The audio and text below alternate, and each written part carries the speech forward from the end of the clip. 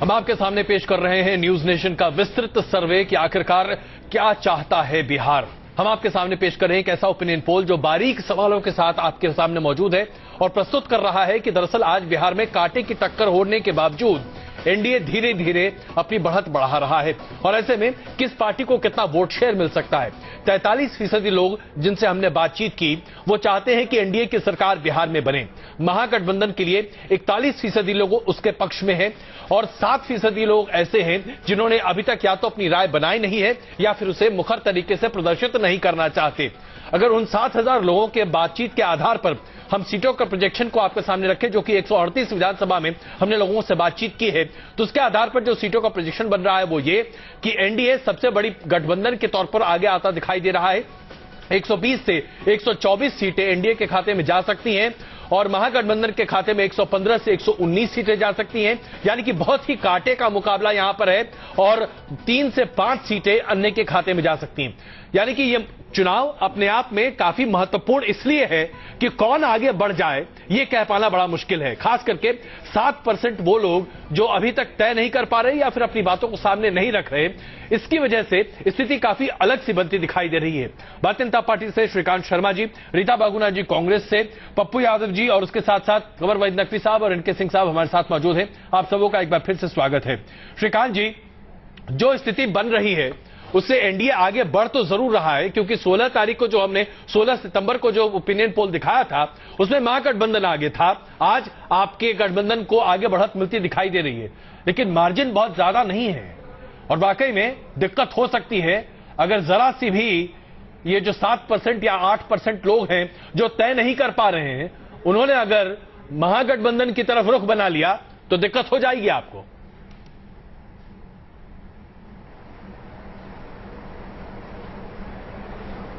देखिए अजय जी, बिहार का नौजवान 5 साल का अपना भविष्य देख रहा है बिहार में, और बिहार का नौजवान 5 साल के लिए जहर नहीं पीने वाला है। लालू जी ने तो जहर पी लिया, वो जहर नहीं पिएगा। बिहार का नौजवान मानता है कि बिहार की तरक्की में सबसे बड़ा अगर कहीं अड़चन है तो वह भ्रष्टाचार है और अपराध है, और दोनों ही चीजें श्रीमान नीतीश जी के कंधे पर बैठी हुई हैं। श्रीमान नीतीश जी के साथ लालू जी के रूप में एक ऐसा नेता है जिनको भ्रष्टाचार के मामले में कानून ने चुनाव लड़ने तक के लिए मना कर दिया है जी। तो ये मौका परस्ती की पराकाष्ठा है नीतीश बाबू जी के लिए कि वो एक ऐसे व्यक्ति के लिए चुनाव लड़ रहे हैं जो भ्रष्टाचार के मामले में संलिप्त है और वो चुनाव भी नहीं लड़ सकते। तो बिहार का नौजवान सुन लीजिए, बिहार का नौजवान 5 साल के लिए जहर पीने के लिए कतई राजी नहीं है। बिहार के नौजवान को मालूम है कि जो महागठबंधन है ये सिर्फ मौका परस्ती गठबंधन है। नरेंद्र भाई मोदी डेवलपमेंट और विकास, डेवलपमेंट एंड सुशासन के ब्रांड एम्बेसडर हैं। आपके खेमे में कितनी बेचैनी है कि आपने प्राइम मिनिस्टर की रैलियां जितनी होनी थी उसे दुगुना से ज्यादा कर दिया। आपके खेमे में कितनी बेचैनी है ये उसका जीता जागता प्रमाण है। और दूसरा मुझे ये बताइए, जो आपके सहयोगी हैं, चाहे वो जीतन राम मांझी हो, चाहे उपेंद्र कुशवाहा हो, चाहे वो रामविलास पासवान हो, ये कहीं ऐसा तो नहीं आपकी नैया को कमजोर कर देंगे चुनाव नतीजों के आने तक?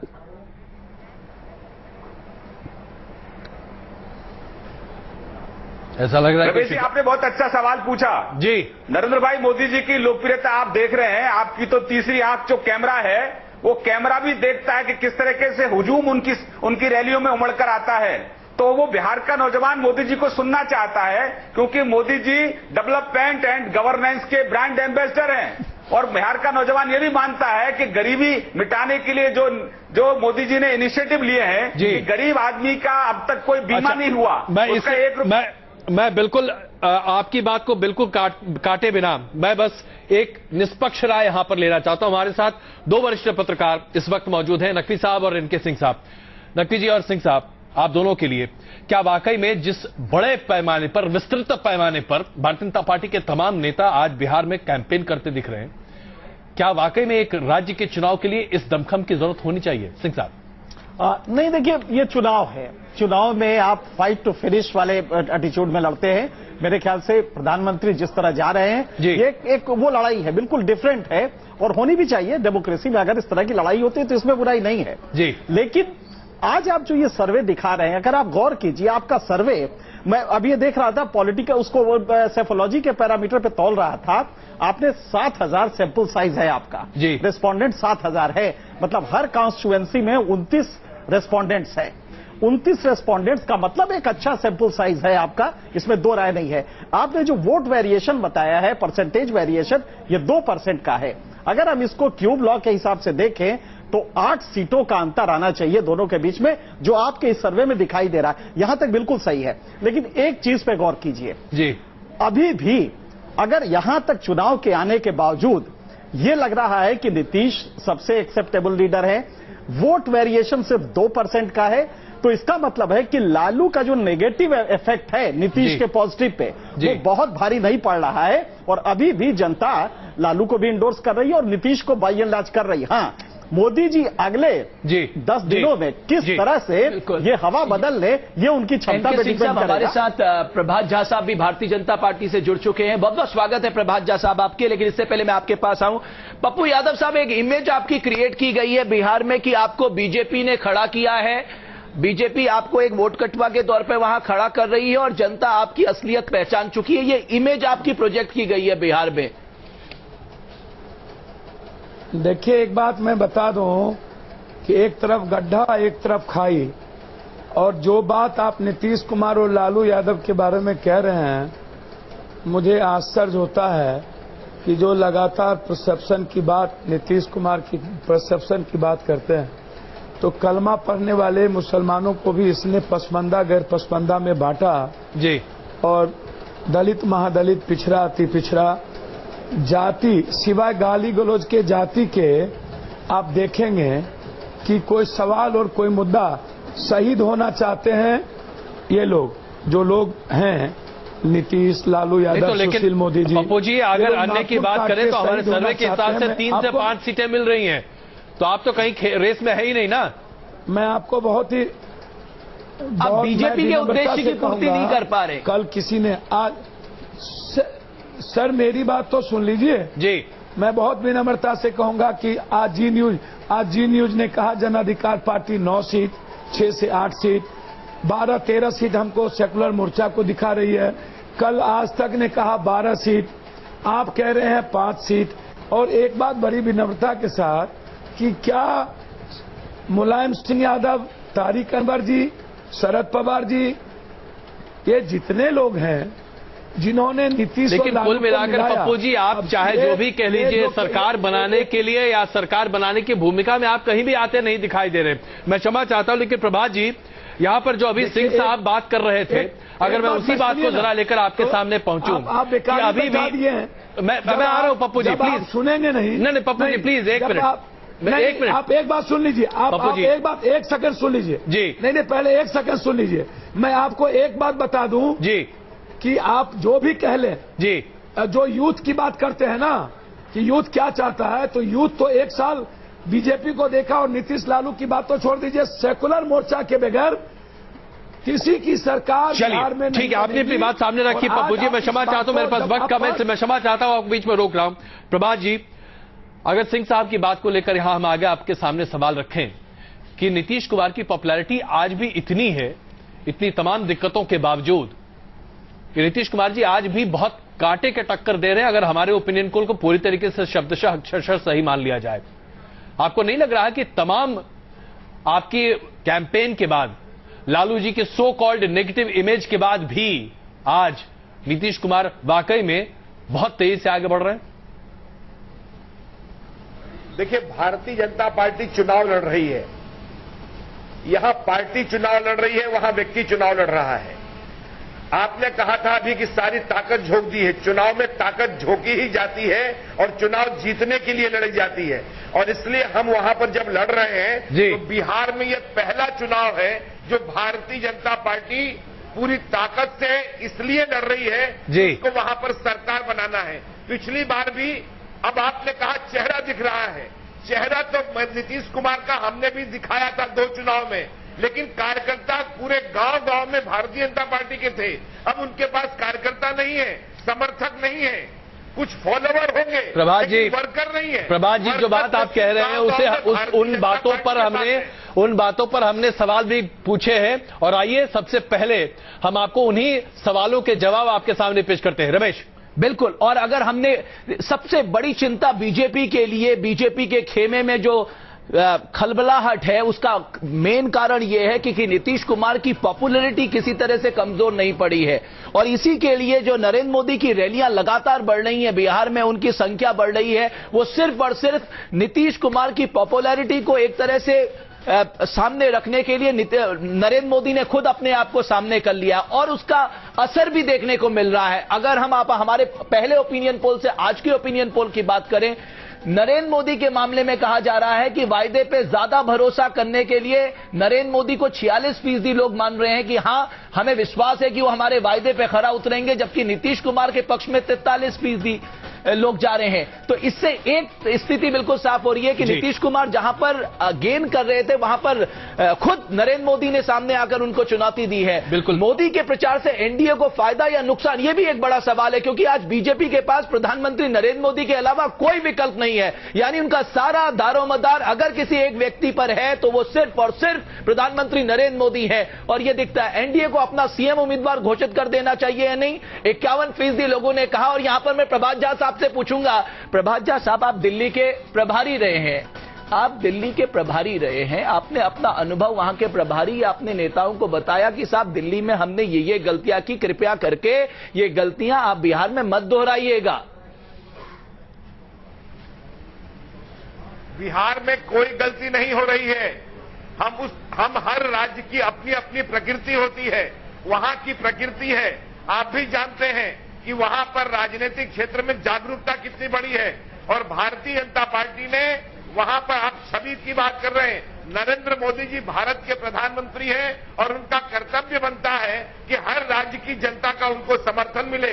लोकसभा में मिला और विधानसभा में बिहार एक राजनीतिक दिशा तय करता है, दशा तय करता है। इसलिए बिहार के विकास के लिए यह आवश्यक हो गया है कि वहां भारतीय जनता पार्टी निर्धारित एनडीए की सरकार बने।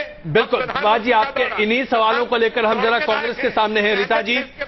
रीता जी हम आपसे ये जानना चाहते हैं, नीतीश कुमार के चेहरे के काट के तौर पर आज भारतीय जनता पार्टी के पास सिर्फ एक नाम है और वो नाम है नरेंद्र मोदी।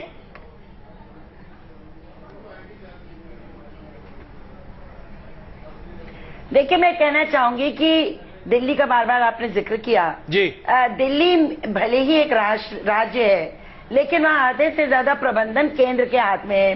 मोदी जी अपनी लोकप्रियता के पराकाष्ठा पे थे, उन्होंने जबरदस्त यहाँ पर मीटिंग्स की दिल्ली में और उसके बावजूद लोगों ने धूल चटा दी भारतीय जनता पार्टी को। मैडम आपका तो सुपड़ा साफ हो गया, 15 साल आप सत्ता में थे, आपका सुपड़ा साफ हो गया। इनके पास नीतीश कुमार जी के खिलाफ बोलने को कुछ नहीं है जी। नीतीश कुमार जी एक सफल मुख्यमंत्री रहे, ये बात इन लोगों को घात खाती है और तभी ये लोग मोदी जी को उनके सामने खड़ा कर रहे हैं। बिहार में आपके पास खोने के लिए क्या है रीता जी? मुख्यमंत्री, वो प्रधानमंत्री हैं, तो मुख्यमंत्री के लिए नीतीश फर्स्ट चॉइस है। हमारा गठबंधन सेक्युलर पॉलिटिक्स पे है, सोशलिस्ट पॉलिटिक्स पर है। गठबंधन गरीब और जो पिछड़े हाशिए पे खड़े लोग हैं उनको समतावादी व्यवस्था देने के लिए। इसमें हर कोई यही बातें कर रहा है रीता जी। मैं क्षमा चाहता हूं, लेकिन चुनाव के माहौल में इसके अलावा और कोई बातचीत होती नहीं। पप्पू जी, उसका प्रभाव पड़ेगा। अब यहाँ पर आप तीसरे फ्रंट का प्रतिनिधित्व कर रहे हैं, दो पार्टियों के बीच में आपका अस्तित्व कहीं बचता दिख नहीं रहा है साहब, आपका कोई चेहरा भी सामने नहीं है। एक बात तो मैं बता दूं जी, बिल्कुल चेहरा सामने है जी। हम और तारिक अनवर जी और मुलायम सिंह यादव जी बहुत ही मजबूती के साथ मुलायम सिंह के आशीर्वाद से, और आज बिहार के जो 68.4% नौजवान हैं वो निश्चित रूप से आज वो इन दोनों गठबंधन से बिल्कुल अलग होकर के सोच रहे हैं कि हम कहाँ जाना चाहिए। यहाँ के जो गरीब हैं आप इसको देखें, यानी कि आप ये मान रहे हैं कि लोगों ने टिकट बांटा, त्रिकोणीय मुकाबला है, लेकिन जो अगर आप पब्लिक परसेप्शन की बात करें तो त्रिकोणीय मुकाबले की बात कहीं नहीं हो रही है। पप्पू जी, मैं क्षमा के साथ ये बात कहना चाह रहा हूं, कहीं भी आप रिकनिंग में वैसे आते नहीं दिखाई दे रहे। बहुत ही गर्व के साथ कहना नहीं, मैं बहुत गर्व के साथ कहना चाहूंगा जी। आपका एग्जिट पोल देख के मैं किसी को दोष नहीं ठहराता हूं जी। कल 2 एग्जिट पोल कह रही थी कि वो महागठबंधन आगे आज 2 एग्जिट। चलिए बिल्कुल आंकड़े अलग अलग हो सकते हैं पप्पू जी, मैं क्षमा चाहता हूं आपसे, लेकिन यहां पर नकवी जी मैं एक सवाल आपसे जानना चाहता हूं। 2 चेहरे सामने हैं, एक नरेंद्र मोदी, एक नीतीश कुमार, लेकिन क्या नरेंद्र मोदी के अलावा भारतीय जनता पार्टी कोई और चेहरा सामने रख सकती है? क्योंकि वाकई में इस पर्सनैलिटी पॉलिटिक्स में शायद बिहार में और कुछ है नहीं भारतीय जनता पार्टी के सामने। देखिए, बिहार में तो बीजेपी के पास कोई दूसरा चेहरा नहीं है जो नीतीश कुमार के मुकाबले आ सके। और बीजेपी ने दिल्ली में जो गलती की थी कि केजरीवाल के मुकाबले एक चेहरा देने की कोशिश की थी, उसका नतीजा उन्होंने भुगत लिया। तो इसलिए वो जो उनका सबसे बेहतर, सबसे मजबूत जो भी ट्रम्प कार्ड है नरेंद्र मोदी, उसको उन्होंने चुनाव मैदान में उतारा है। और उसकी वजह है कि बिहार का चुनाव बीजेपी के लिए बहुत जरूरी है जीतना, नरेंद्र मोदी के लिए बहुत जरूरी है जीतना, अमित शाह के लिए इसको जीतना बहुत जरूरी है, क्योंकि बिहार का चुनाव अगले चुनावों का दरवाजा है। असम में चुनाव होने वाला है, असम में बीजेपी पहली बार उम्मीद कर रही है कि शायद कुछ बना ले, उसके बाद बंगाल में चुनाव होने वाला है और उसके बाद फिर उत्तर प्रदेश में चुनाव होने वाला है। तो जो 3 राज्य हैं वो बीजेपी के लिए बहुत महत्वपूर्ण है। लेकिन नकवी साहब, आपने एक बहुत इंपॉर्टेंट बात नहीं सुनी जो इससे पहले हमारे साथ बीजेपी के स्पोक्स पर्सन थे। उन्होंने कहा कि बिहार का बैठा आदमी यूएसए में और सिलिकॉन वैली में प्राइम मिनिस्टर को सुन रहा था, और हमें तो ये भी बताया गया कि प्राइम मिनिस्टर ऑफिस ने समय चेंज करवा दिया इंडियन मीडिया के हिसाब से, ताकि प्राइम टाइम में लोग प्रधानमंत्री मोदी को सुने। क्या वाकई इसका असर पड़ता है क्या? नहीं, 2 चीजें हैं, पैराडॉक्स है, ये विरोधाभास है जी। बिहार का आदमी वाकई अमेरिका में क्या कर रहे हैं मोदी जी, इस पे भी चर्चा करता है, लेकिन चर्चा करने के बाद वो अपने कास्ट ग्रुप में फिर चला जाता है। तो एक तरफ वो पॉलिटिकल एवेकनिंग आपको दिखाई पड़ेगी, बहुत चर्चा करेगा चाय की दुकान पे, पान की दुकान पे, लेकिन दूसरी तरफ वो अपने जाति के ग्रुप से हट नहीं पाता है। लिहाजा हमें उस चश्मे से देखना पड़ेगा कि वो जो कास्ट फैक्टर है वो इतना आसानी से न्यूट्रलाइज हो नहीं पाता है। प्रभात जी, अब यहीं पर ये एक महत्वपूर्ण सवाल जो कि भारतीय जनता पार्टी के लिए यक्ष प्रश्न बन गया है, क्या वाकई में जातीय आधार राजनीति बिहार में इतनी हावी रही कि उसके तोड़ या काट के तौर पर आज दादरी की गूंज बिहार में सुनाई दे रही है? आज गौमांस और गौ हत्या बिहार में एक बड़ा मुद्दा बनाया जा रहा है और लालू जी के बयानों को शैतान से और तमाम चीजों से जोड़कर देखा जा रहा है, क्योंकि दादरी की गूंज बिहार में सुनाई दे, ये कहीं किसी तरीके से इसका कोई औचित्य है नहीं। देखिए अजय जी, पिछला चुनाव भी आपने देखा था लोकसभा का संपन्न हुआ जी। क्या लोकसभा चुनाव में जाति हावी थी? कतई जाति हावी नहीं थी। जाति हावी होती तो 31 सीटें नहीं मिलती। इसलिए यह चुनाव भी पहली बार जब 8 को परिणाम आएगा तो आप सभी को कहना पड़ेगा और देश को समझना पड़ेगा कि जातीयता से ऊपर उठकर विकास के लिए बिहार का नौजवान, बिहार का जवान, बिहार के सारे लोग खड़े हुए हैं। और इसलिए मैं कह रहा हूं, बिहार और उत्तर प्रदेश की राजनीति जातीयता से ऊपर आ चुकी है। प्रभात जी, मैं एक बहुत महत्वपूर्ण मुद्दा आपके सामने रख रहा हूं, और क्योंकि इसके बाद रीता जी भी इस पर अपनी बात रखेंगे, लेकिन एक सवाल हमने पूछा और ये सवाल बहुत क्लियर कट है कि किस गठबंधन के जरिए लोगों को लगता है कि उनके जातीय हित सार्थक हो पाएंगे। और आप ताज्जुब करेंगे, 44% लोगों का यह मानना है कि एनडीए गठबंधन उनके जातीय हित को ज्यादा सुरक्षित रख सकता है, जबकि महागठबंधन को लेकर 40% लोगों का मानना है कि उनके जातीय हित को महागठबंधन सुरक्षित रखेगा। यानी कि जातीय समीकरण के आधार पर जिस तरीके से आपने टिकट का वितरण किया है, 44% लोग मानते हैं कि आप जातीयता को कहीं आगे बढ़ावा देंगे और जातीय हित का सुरक्षण और उसका संरक्षण आप करेंगे।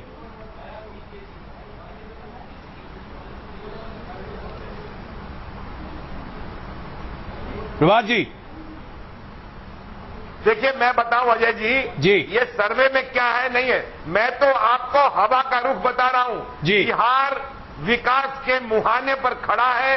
वहां के एक जनता ने इस बात को ठाना हुआ है कि जातीयता से ऊपर राष्ट्रीयता से जुड़कर नरेंद्र मोदी जी के साथ, भारतीय जनता पार्टी के साथ उनके अलायंस के साथ खड़े होने के लिए तैयार है। चलिए, मैं इस पर विश्वास नहीं करता, क्योंकि जातीयता से ऊपर उठकर यह चुनाव हो रहा है। आपको दिल्ली में विकास के नाम पे वोट नहीं मिला, आप बिहार में विकास के नाम पे वोट मांग रहे हैं, ये भी अपने आप में एक चौंकाने वाली बात है। राजीव रंजन प्रभात झा जी, ये बताइए कि जाति वहां फैक्टर नहीं है तो यदुवंशियों का मामला क्यों बार बार नरेंद्र मोदी जी उठा रहे हैं? उनको तो क्यों नाम ले रहे हैं यदुवंशियों का, और अपनी जाति को क्यों आप बता रहे हैं? सबसे ज्यादा कास्टिज्म को हवा दी है तो बीजेपी ने दी है बिहार में।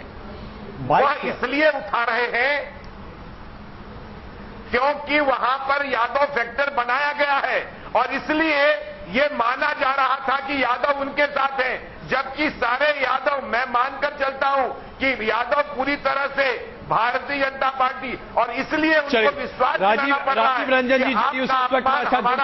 जी, राजीव रंजन जी, आज भारतीय जनता पार्टी ये दावा कर रही है कि यदुवंशी पूरे तरीके से एनडीए के साथ हैं। मैं आपसे जानना चाहता हूं, आखिरकार ये किस तरह की राजनीति है बिहार में, क्या होने जा रहा है? देखिए, यही इनका असली चेहरा है। विकास और साथ साथ विकास के आवरण के अंदर जो खतरनाक खेल जाति और धर्म का ये खेल रहे हैं, उसे बिहार की जनता देख रही है। लगातार यदुवंशियों का नाम लेकर, कभी महादलितों का नाम लेकर, कभी सवर्णों का नाम लेकर, कभी प्रधानमंत्री की जाति बताकर, कभी राज्यपाल, महामहिम राज्यपाल को बिहार भेजने के समय उनकी जाति बताकर, ये जातीयता के सिवाय ये कुछ करना नहीं जानते हैं। विकास के नाम पर इन्होंने किया क्या है? आपके सहयोगी लालू प्रसाद यादव क्या कर रहे हैं? की कोशिश की, आज तक जवाब नहीं मिला है। और सबसे दुर्भाग्यपूर्ण बात यह है कि अ पार्टी विद डिफरेंस, जो इस सिस्टम से अलग होने का, कन्वेंशनल पॉलिटिक्स से अलग होने का दावा करती थी, आज जिस तरीके से पूरी तरह से वो दलदल में फंस, राजीव जी बस इतना बता दीजिए, राजीव जी मेरे पास वक्त बहुत कम है, क्षमा चाहता हूं, बहुत देर से जुड़ पाए हमारे साथ, लेकिन बस एक दो लाइन में बता दीजिए, क्या आपके लिए जात महत्वपूर्ण है या नहीं? आपके गठबंधन के लिए जात महत्वपूर्ण है कि नहीं? देखिए, जातीयता पूरे देश की एक सच्चाई है, केवल वो बिहार का मसला नहीं है जी। जिन राज्यों में आप, चाहे वो झाजी की, जिस प्रांत से झाजी हैं जी, और बाकी जिन राज्यों के पैनलिस्ट यहाँ बैठे हैं जी, वो ईमानदारी से बात करें तो तेलंगाना से लेकर आंध्र तक और गुजरात से लेकर के दिल्ली तक जाति और सामाजिक समूहों की अहमियत है।